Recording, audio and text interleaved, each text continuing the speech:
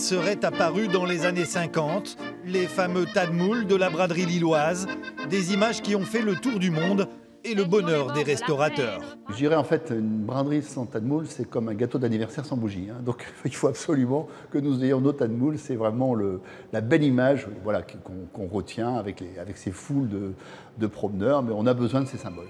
Un symbole pourtant malmené car supprimé depuis quelques années, le tas de moules n'était plus en odeur de sainteté. Ce week-end, il fait son grand retour à Lille pour la plus grande joie de ses commerçants du centre-ville.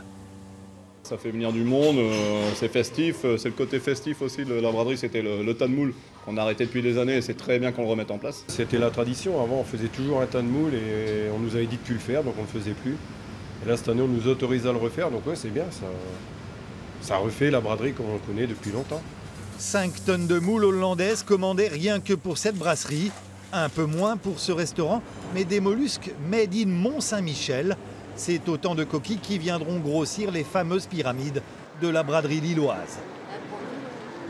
Ça va ramener tout le folklore, on va dire ça comme ça, parce que bon, il y a toute une histoire autour du tas de moules et c'est vrai que ça faisait quelques années qu'on ne l'avait plus. En plus là, pour l'occasion, on s'est bien préparé pour ça, donc ça va être fait proprement. Et voilà, non, on est vraiment content du retour d'état. 500 tonnes, c'est la quantité de moules qui devrait être consommée durant ce week-end de braderie. 2 jours pendant lesquels chaque restaurateur tentera de réaliser le plus gros tas.